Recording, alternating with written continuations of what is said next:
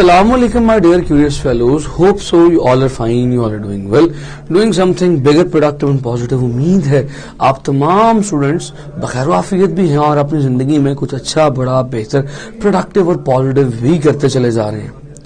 हम आज की इस एपिसोड ऑफ फिजिक्स में देखेंगे कि एक करंट कैरिंग कंडक्टर पर आखिर फोर्स क्यों लगती है। आपको याद होगा जब मैंने इलेक्ट्रोमैग्नेटिज्म पढ़ाना शुरू किया था उसमें मैंने सबसे पहले ये बात कही थी कि जब भी किसी करंट कैरिंग कंडक्टर को ऑब्जर्व किया जाए तो उसके इर्द गिर्द उसके अराउंड मैग्नेटिक फील्ड डेवलप हो जाती है। फिर हमने उसी के अगले टॉपिक में ये बात डिस्कस की थी कि अगर उस करंट कैरिंग कंडक्टर को किसी एक्सटर्नल किसी दूसरे मैग्नेट की मैग्नेटिक फील्ड में रखा जाए तो वो करंट कैरिंग कंडक्टर एक फोर्स एक्सपीरियंस करता है। हमने वो फोर्स के पैरामीटर्स भी मेजर किए, आई, एल, बी, करंट पर, लेंथ पर और मैग्नेटिक फील्ड पर वो लगने वाली फोर्स डिपेंड करती है। अब ये तो हमने बाय एक्सपेरिमेंट ऑब्जर्व किया था कि वो फोर्स किन फैक्टर्स पर डिपेंड करती है। अब सवाल ये है कि आखिर वो फोर्स उस कंडक्टर पर क्यों लगती है। Why there is a force on a current carrying conductor placed inside a magnetic field. कि उस करंट कैरिंग कंडक्टर को किसी दूसरी मैग्नेटिक फील्ड में रखें तो उस पर फोर्स क्यों लगेगी। उसका रीजन आज हम देखेंगे। उसका रीजन है कि असल में उस कंडक्टर में मौजूद हर इंडिविजुअल चार्ज पर फोर्स लग रही होती है। तो मैग्नेटिक फील्ड हर इंडिविजुअल चार्ज पर फोर्स लगा रही है।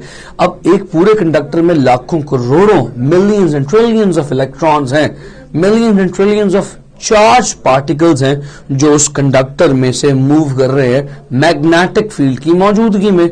तो मैग्नेटिक फील्ड हर इलेक्ट्रॉन पर फोर्स लगाएगी। उस फोर्स की वजह से पूरे के पूरे कंडक्टर को फोर्स एक्सपीरियंस करना पड़ेगी। ये बिल्कुल ऐसे ही जैसे आप इमेजिन करें कि आप एक शॉपर में एक बड़े से बैग में ढेर सारे आयरन के पीसेस रख दें। अब उन आयरन के पीसेस के पास एक मैग्नेट रख दें तो आप देखेंगे कि पूरे का पूरा बैग मैग्नेट्स की तरफ अट्रैक्ट होना शुरू हो गया। इसका मतलब ये हुआ कि बैग पर फोर्स लग रही है या बैग के अंदर पड़े हुए आयरन के बॉल्स पर फोर्स लग रही है। बिल्कुल इसी तरह जब हम एक करंट कैरिंग कंडक्टर को मैग्नेटिक फील्ड में रखते हैं तो हमें ऐसा महसूस होता है कि जैसे करंट कैरिंग कंडक्टर पर फोर्स लग रही है। असल में उस करंट कैरिंग कंडक्टर के अंदर पड़े हुए छोटे छोटे इलेक्ट्रॉन्स जो ट्रेवल कर रहे हैं उन पर फोर्स लग रही होती है। सो आज हम देखेंगे इन्हीं तमाम बातों को। हम देखेंगे इलेक्ट्रॉन पर फोर्स कितनी लगती है और हम देखेंगे वो फोर्स किन किन पैरामीटर्स पर डिपेंड करती है, उस फोर्स की डायरेक्शन क्या है। तो चलिए जी आज का सफर शुरू करते हैं। My name is Hasan Raza. Okay students, ये मेरे पास एक करंट कैरिंग वायर है। हम इमेजिन कर रहे हैं कि ये करंट कैरिंग वायर असल में कन्वेंशनल करंट कैरी कर रही है, यानी पॉजिटिव चार्ज इसमें से फ्लो कर रहा है। अब इस करंट कैरिंग वायर में बहुत ज्यादा पॉजिटिव चार्ज यकीनन फ्लो कर रहा होगा। अब हम जानते हैं कि चार्जेस बहुत छोटे छोटे से होते हैं और एक वायर में एक करंट कैरिंग कंडक्टर में ऐसे लाखों करोड़ों अरबों छोटे छोटे चार्जेस फ्लो कर रहे होते हैं। तो हमने क्या कहा अभी थोड़ी देर पहले कि अगर इस पूरे कंडक्टर पर फोर्स लग रही है तो वो फोर्स दर हकीकत इन छोटे छोटे पार्टिकल्स पर लग रही है। अब इस पूरे कंडक्टर में कितने ज्यादा छोटे छोटे पार्टिकल्स हैं तो सबकी फोर्स मिला दी जाए तो पूरे के पूरे कंडक्टर पर फोर्स लगेगी, जो कि हम इस चैप्टर के स्टार्ट में देख चुके हैं। तो हम देखते हैं कि हमारे पास इस करंट कैरिंग वायर के अंदर ऐसे नंबर ऑफ चार्जेस हैं। ये चंद एक मैं आपके सामने ड्रॉ किए देता हूं। इन तमाम की वेलोसिटी इस तरह से नेगेटिव की तरफ है। So these are the vectors of velocity. मैंने सिर्फ 3 चार्जेस ड्रॉ किए हैं, लेकिन दर हकीकत इस करंट कैरिंग कंडक्टर में ऐसे बेशुमार चार्जेस होंगे। और मैंने इस करंट कैरिंग कंडक्टर को एक्सटर्नली अप्लाइड मैग्नेटिक फील्ड में रख दिया। ये जो एरोस इस कंडक्टर के परपेंडिकुलर अपवर्ड की तरफ आप लगा देख रहे हैं, ये एरोस असल में अप्लाइड मैग्नेटिक फील्ड के हैं। तो आप देख सकते हो कि ये मैग्नेटिक फील्ड इस वक्त इन चार्जेस की वेलोसिटी के परपेंडिकुलर है। तो अगर मैं इसी चार्ज के ऊपर वेलोसिटी को साथ ही मैग्नेटिक फील्ड के रिप्रेजेंट करना चाहूं तो कुछ इस तरह से करूंगा। This would be the B magnetic field, B B and B. ये मैग्नेटिक फील्ड का वेक्टर और ये वेलोसिटी का वेक्टर आ गया। तो हम देखना चाहते हैं कि इस एक चार्ज पार्टिकल पर आखिर कितनी फोर्स लग रही है। थोड़ा सा टेक्निकल, थोड़ा सा लेंथी टॉपिक है। यकीनन जब आप मेरे साथ साथ एक एक स्टेप को दोहराएंगे, मेरे साथ साथ एक एक स्टेप की प्रैक्टिस करेंगे, तो ना सिर्फ ये टॉपिक आपको याद हो जाएगा बल्कि मुकम्मल तौर पे आपके जहन में घर कर लेगा और कभी भी आप इसे भूलेंगे नहीं। चलिए जी, हम जानते हैं कि अगर ये पूरा कंडक्टर हो तो उस पूरे कंडक्टर पर कितनी फोर्स लगती है। हम शुरू में पढ़ चुके हैं दैट फोर्स इज ILB। अगर मैं साइन थीटा ना लिखूं तो आप यकीनन समझ जाएंगे कि ये length of the conductor magnetic field के परपेंडिकुलर है। तो साइन 90 इज 1, तो लिहाजा फोर्स के साथ साइन थीटा या साइन 90 लिखने की जरूरत नहीं है। सो फोर्स कितनी है जी, हम जानते हैं that is F is equal to ILB। यहां तक तो बड़ी सिंपल सी बात है। ये फोर्स टोटल कंडक्टर के ऊपर है। ये फोर्स तमाम चार्जेस की मिलाकर फोर्स है। हमें चाहिए एक चार्ज पार्टिकल की फोर्स, तो उसके लिए हमें क्या करना पड़ेगा, number of charges find out करने पड़ेंगे। हम कहते हैं स्टूडेंट्स कि ये जो वायर है इसका क्रॉस सेक्शनल एरिया है A and the length of the wire is let's say L। Wire की लेंथ L है और इसका क्रॉस सेक्शनल एरिया A है। अब इससे एक कदम हमें और आगे बढ़ना पड़ेगा। हम जानते हैं कि इस पूरे कंडक्टर के अंदर से जो करंट पास कर रहा है वो है I, और आप जानते हो कि करंट किसके इक्वल होता है, Q बाय T के इक्वल होता है। स्टूडेंट्स बहुत इंपॉर्टेंट बात है, गौर से सुनिएगा। सबसे पहले तो मैं इस T का रिप्लेसमेंट फाइंड आउट करने लगा हूं। मैं जानता हूं कि ये चार्ज पार्टिकल V वेलोसिटी के साथ मूव कर रहे हैं और इन्होंने फासला L length of the conductor के इक्वल फासला तय करना। अगर मैं इसे इक्वेशन नंबर 1 कहूं तो ये इक्वेशन नंबर 2 बन जाएगी, और मैं इक्वेशन नंबर 3 से ये बात जानता हूं कि velocity is distance over time. इसे इक्वेशन नंबर 3 कह देते हैं, और इस इक्वेशन से टाइम के लिए एक इक्वेशन फटाफट से निकाल लेते हैं। T would be equals to L over V। So time के लिए मेरे पास एक फॉर्मूला यहां पर ऑलरेडी आ चुका है।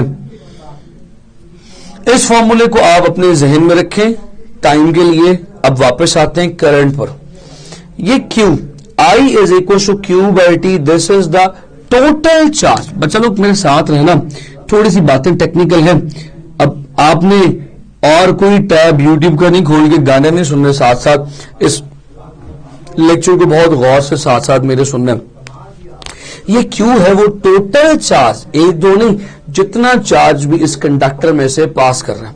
अब सवाल ये पैदा होता है कि इस कंडक्टर में से आखिर कितना चार्ज पास कर रहा है। मैं कहता हूं कि इस कंडक्टर में से जो चार्ज पास कर रहा है वो तो मुझे नहीं पता, लेकिन पर यूनिट वॉल्यूम कितना चार्ज है वो मुझे पता है। Let's say this is a unit volume of this conductor. अच्छा बच्चों, ये यूनिट वॉल्यूम का क्या कॉन्सेप्ट है मैं आपको समझाता हूं। ये एक यूनिट वॉल्यूम है इस कंडक्टर का, इसमें से लेट्स से n चार्ज एक सेकंड में पास कर रहे हैं। स्टूडेंट्स, ये यूनिट वॉल्यूम का क्या चक्कर है, अगर आप ये समझने में कामयाब हो गए तो आप सारी कहानी सुन लेंगे और समझ भी लेंगे। आप जिस स्कूल जिस कॉलेज जाते हैं यकीनन वहां पे चेयर्स लगी होंगी या बेंच लगे होंगे एक लाइन में, है ना भाई, एक रो में। लेट्स से पूरी क्लास में कितने बच्चे हैं हमें ये नहीं पता। अगर हमें ये पता चल जाए कि एक रो में या एक लाइन में 2 बच्चे बैठे हैं, इसे कहते हैं number of students per unit line या पर बेंच, एक बेंच पर कितने बच्चे बैठे हैं। तो अगर आपको ये पता चल जाए कि एक लाइन में 2 बच्चे हैं और कुल मिला के पूरी क्लास में 10 लाइनें हैं, तो टोटल वॉल्यूम पता हो और एक यूनिट वॉल्यूम में नंबर ऑफ स्टूडेंट्स पता हो, तो टोटल कैसे फाइंड आउट करेंगे। एक बेंच पे बच्चे कितने, 2, बेंच कितने, 10, टोटल 10, तो बच्चे कितने होंगे, 2 multiply by 10, you will get total students. इसी तरह आपको पता अगर चल जाए कि एक यूनिट वॉल्यूम में n नंबर ऑफ चार्जेस हैं और आपको पता हो कि भाई टोटल वॉल्यूम कितना है, तो आप क्या करेंगे, एक यूनिट वॉल्यूम में मौजूद इलेक्ट्रॉन्स को टोटल इलेक्ट्रॉन्स से हम चार्जेस की बात कर लेते हैं, एक यूनिट वॉल्यूम में मौजूद चार्जेस को टोटल वॉल्यूम से मल्टीप्लाई करेंगे तो आपके पास टोटल नंबर ऑफ चार्जेस आ जाएंगे। तो बड़ी सिंपल सी बात थी, उम्मीद है आपको एग्जांपल समझ आई होगी। अगर एग्जांपल समझ नहीं है तो उसको थोड़ा सा रिवर्स करके आपको दोबारा देखना पड़ेगा। तो स्टूडेंट्स हम यहां पे लिखेंगे नंबर ऑफ चार्जेस, एक तादाद बता रहा हूं per unit volume is n। एक यूनिट वॉल्यूम में कितने चार्ज पार्टिकल्स हैं भाई, n।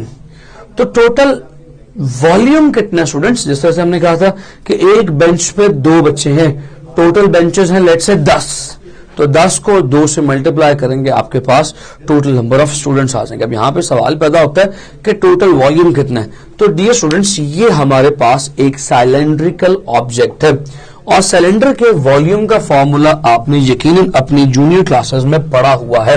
क्या है भाई, वॉल्यूम इज इक्वल्स टू, क्या होता है formula, that is length into area. जो क्रॉस सेक्शनल एरिया उसको लेंथ से मल्टीप्लाई करें, you will get the volume of that cylinder. आपके पास उस सिलेंडर का वॉल्यूम आ जाएगा। सो स्टूडेंट्स यहां तक तो बड़ी सिंपल सी बातें चल रही हैं। So total number of charges क्या आ जाएंगे स्टूडेंट्स, तो हमारे पास total number of charges n multiply by al के इक्वल आ जाएंगे। हमने उसे नंबर ऑफ चार्जेस को वॉल्यूम के साथ मल्टीप्लाई कर दिया। So that's very simple. अब स्टूडेंट्स हमारे पास अब मसला यहां पर खत्म नहीं हुआ, हमारे पास ये नंबर ऑफ चार्जेस निकले हैं, चार्जेस की वैल्यू नहीं निकली। जिस तरह से हमने अभी नंबर ऑफ स्टूडेंट्स निकाले हैं, हर स्टूडेंट के पास लेट से 10 रुपए हों, यानी हर स्टूडेंट की वैल्यू कितनी है, 10 रुपीज। तो टोटल पैसे कितने निकलेंगे क्लास में से, तो हम कहां से सफर शुरू किया भाई, एक बेंच में 2 बच्चे, पूरी क्लास में 10 बेंचेस, तो बच्चे कितने हुए 2, number of charges per unit bench multiply by total volume, यानी 10 बेंचों से मल्टीप्लाई किया 20 आ गया। हर बच्चे के पास 10 रुपए हैं, तो आप 20 को मल्टीप्लाई करेंगे 10 से, यानी वैल्यू ऑफ स्टूडेंट से भी मल्टीप्लाई करेंगे तो आपके पास टोटल बच्चे हैं, उनके पास जितने पैसे हैं वो आएंगे। इसी तरह इस कंडक्टर में चार्जेस हैं डियर स्टूडेंट्स, एक यूनिट वॉल्यूम में चार्ज है n, टोटल वॉल्यूम था al, तो टोटल चार्जेस कितने आ गए NaL। अब स्टूडेंट्स एक चार्ज के पास वैल्यू है चार्ज की Q, तो टोटल चार्ज की वैल्यू क्या आ जाएगी NaL multiply by the Q। Total number of charges को Q से मल्टीप्लाई कर देंगे तो हमारे पास टोटल वैल्यू ऑफ चार्ज आ जाएगी। Got my point. तो भाई total value of charge is NaL into Q। तो हमारे पास वैल्यू ऑफ चार्ज क्या आ गया स्टूडेंट्स, NaLQ। लो जी, ये हमारे पास आ चुकी है इक्वेशन नंबर, यहां से आ गई 3, ये आ गई equation number 4। Now putting equation number 3 and equation number 4 in equation number 2, let me write it here. Putting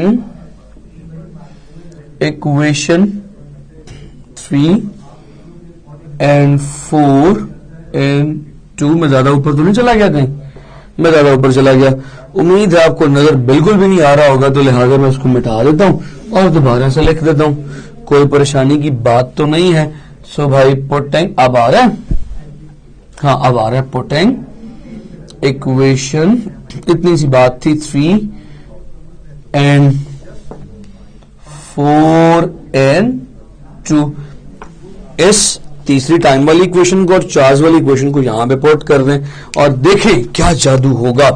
I current is equals to Q की जगह क्या आ जाएगा, total charges NaLQ divided by time के लिए फॉर्मूला क्या है, L over V, L से गया V ऊपर आ जाएगा। सो करंट कितना है भाई, NAQV। So I have got the value of current. So भाई मेरे पास करंट के लिए एक फॉर्मूला तैयार हो चुका है। Now I know that force, शुरू में मैंने बताया था कि पूरे के पूरे चार्ज, पूरे के पूरे कंडक्टर पर कितनी फोर्स लगती है चार्जेस की वजह से, ILB। तो लाओ इसको दरमियान में, ये फॉर्मूला क्या है, F is equal to ILB। तो स्टूडेंट्स ये फॉर्मूला असल में total number of charge particles की फोर्स है। अगर मैं यहां पे करंट के लिए करंट की वैल्यू पुट करूं, F is equal to I की जगह आ जाएगा NAQV L इंटू B, ऐसे ही है ना। अच्छा स्टूडेंट्स, आपको जब मैंने पढ़ाया था ये टॉपिक, तो मैंने वहां पे कहा था कि यहां पे लेंथ भी एक वेक्टर के तौर पे ट्रीट हो रही है और मैग्नेटिक फील्ड भी एक वेक्टर के तौर पे ट्रीट हो रही है। ये फोर्स असल में L क्रॉस B, लेंथ और मैग्नेटिक फील्ड का क्रॉस प्रोडक्ट है। अब मैं लेंथ को उसके यूनिट वेक्टर्स में स्प्लिट करने लगा हूं, तो मैं जानता हूं कि जब भी किसी वेक्टर की बात की जाती है वो वेक्टर अपने मैग्नीट्यूड और यूनिट वेक्टर से मिलकर बनता है। सो लेंथ का यूनिट वेक्टर क्या आएगा, L कैप। तो स्टूडेंट्स ये L कैप यानी डायरेक्शन ऑफ लेंथ कौन सी है भाई, लेंथ की डायरेक्शन ये वाली लूंगा या ये वाली लूंगा, टुवर्ड्स राइट साइड लूंगा या लेफ्ट साइड लूंगा। तो याद रख लीजिए, आज बताने लगा हूं, लेंथ की वही डायरेक्शन ली जाती है जो लेंथ में मौजूद करंट की डायरेक्शन हो। अगर करंट राइट साइड पे जा रहा है तो लेंथ की डायरेक्शन भी राइट साइड ही ली जाएगी। तो मेरे प्यारे बच्चों, इस वक्त करंट की डायरेक्शन वही है जो चार्जेस की वेलोसिटी की डायरेक्शन है, यानी कि राइट साइड पे। सो लेंथ की डायरेक्शन भी टुवर्ड राइट साइड ही ली जाएगी। तो और करो, length of conductor is also in the right side, velocity of the conductor is also in the right side। तो अगर मैं बात करूं velocity की, तो अगर velocity का यूनिट वेक्टर होता तो वो लेंथ के यूनिट वेक्टर के इक्वल होता। भाई परेशान नहीं होना, यूनिट वेक्टर बोले तो लेंथ, यूनिट वेक्टर बोले तो डायरेक्शन, जो लेंथ की डायरेक्शन है वही वेलोसिटी की है, तो फिर परेशान क्यों हो रहे हो। जो यूनिट वेक्टर लेंथ का होगा वही यूनिट वेक्टर वेलोसिटी का भी होगा, क्योंकि यूनिट वेक्टर सिर्फ डायरेक्शन को रिप्रेजेंट करता है। तो अब इस फॉर्मूले में मैं ऊपर लिख सकता हूं क्या, देखना जरा गौर से, F is equal to NAQV, इसकी जगह आ जाएगा L into L cap cross B। इस L कैप की जगह मैं लिखने लगा हूं V cap, NAQV L into V cap into B, क्योंकि सास भी कभी बहू थी, ये मैंने बिल्कुल ऐसा कहना, क्योंकि जो डायरेक्शन लेंथ की है वही डायरेक्शन वेलोसिटी की, तो फिर मैंने L को V से रिप्लेस कर दिया और ये इस तरफ आ जाएगा F is equal to NAQ, ये इस तरफ आ गया, L पहले लिख दो, V into V cap cross B। तो ये वेलोसिटी का मैग्नीट्यूड मल्टीप्लाई बाय वेलोसिटी का यूनिट वेक्टर, ये वेलोसिटी का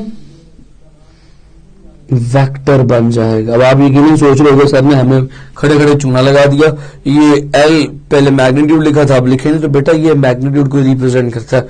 वेक्टर उस वक्त वेक्टर होता है जब उसके ऊपर कैप लगी हो या उसके ऊपर एरो लगा हो, तो ये मैग्नीट्यूड लिखा हुआ है, बार्स ना लगाएं तब भी कोई फर्क नहीं पड़ता। सो ये फोर्स है, force on the total charge particles, force on a complete conductor. तो सिंगल चार्ज की फोर्स कितनी आएगी, देखो इधर कभी बाहर गए अंडे शंडे लेने अम्मी के साथ अब्बू के साथ, कभी गए, जाया करो, तुम्हें खरीदारी करनी आएगी। घर बैठे रहते हो, अम्मी अब्बू चीजें ला के दे दें तो दे दें, कभी खुद भी जाके शॉपिंग किया करो। चलो देखते हैं तुमने कभी शॉपिंग किया कि नहीं की। कभी बाहर जाओ अंडे लेने के लिए, 100 रुपए में 10 अंडे आ जाएं, कितने में, 100 रुपए में 10, यानी 10 अंडों की कीमत है 100 रुपए। तो एक अंडा कितने का होगा, कैसे फाइंड आउट करोगे, 100 को 10 पर डिवाइड करोगे, जो टोटल की कीमत है उसे टोटल नंबर पर डिवाइड करोगे, तो तुम्हारे पास क्या आ जाएगा, एक अंडे की कीमत। इसी तरह यहां पर अंडे नहीं है, यहां पर इलेक्ट्रॉन्स हैं। भाई ये 100 या जितने भी इलेक्ट्रॉन्स है उनकी फोर्स है, एक की चाहिए, तो इसे क्या करना पड़ेगा, जैसे 100 रुपए में 10 अंडे थे तो 100 को 10 पर नंबर ऑफ अंडों पे डिवाइड किया था, इसी तरह फोर्स को नंबर ऑफ चार्जेस पे डिवाइड करूंगा। तो भाई force on a single would be, number of charges कितने हैं, नंबर ऑफ चार्जेस कितने हैं, ये टोटल नंबर ऑफ चार्जेस हैं, ये टोटल वैल्यू ऑफ चार्जेस, तो वैल्यू पर नहीं नंबर पर डिवाइड करना पड़ेगा।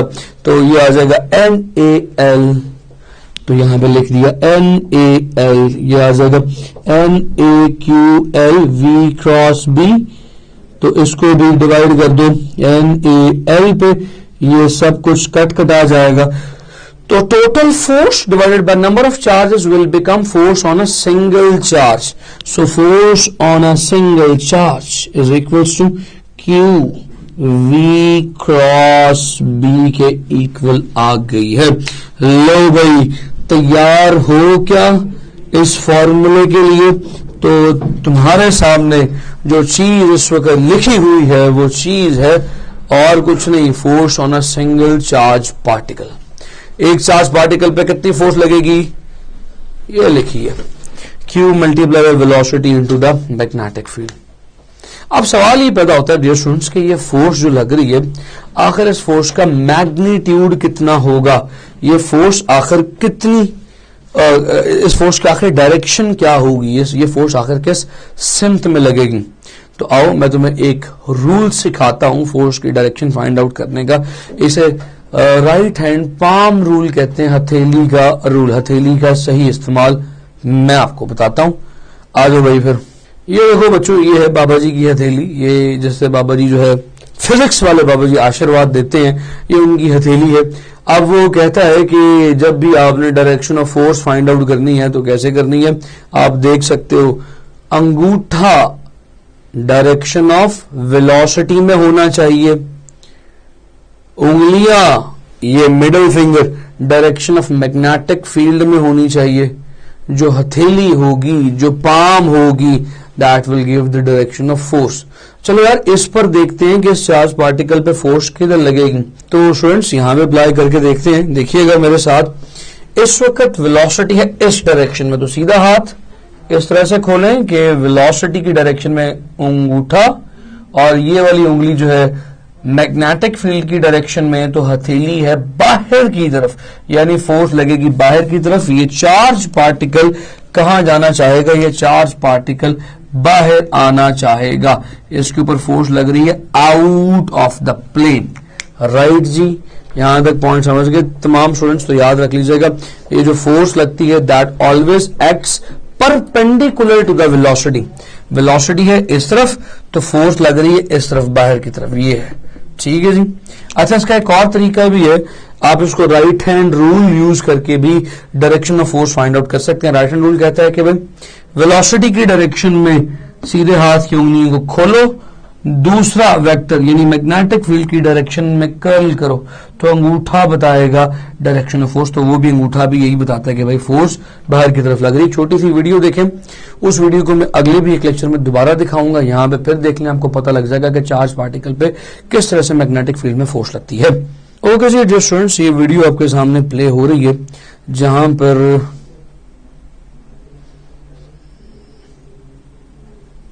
जहां पर हम देखेंगे motion of charge particle in a magnetic field. So ये मैग्नेट के दो एंड्स हैं, ये नॉर्थ है, साउथ है, ये डायरेक्शन ऑफ मैग्नेटिक फील्ड है, और ये इसमें चार्ज पार्टिकल आ गया। तो आप देख सकते हो कि जैसे चार्ज पार्टिकल गया तो charge particle perpendicular to the velocity rotate होना शुरू हो गया। अभी हम देखेंगे इस चार्ज पार्टिकल पर लगने वाली फोर्स की डायरेक्शंस भी। ये देखो हर पार्ट पर, हर पॉइंट पर direction of forces perpendicular to the magnetic field. अभी आपको मैं यहां पर एरो के साथ भी दिखाऊंगा, कैसे नजर आया।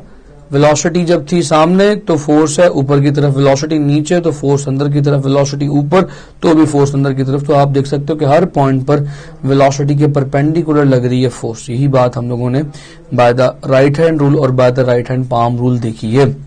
तो यहां तक मेरा ख्याल है कि तमाम चीजें, तमाम बातें आपके माइंड में आ चुकी हैं। अगर स्टिल आपका कोई क्वेश्चन है तो you can surely ask me. अपना ढेर सारा ख्याल रखें, मुझे यहां पर दे इजाजत, मैं लगा हूं करने छुट्टी। Thank you so much, take care of yourself, अल्लाह हाफिज।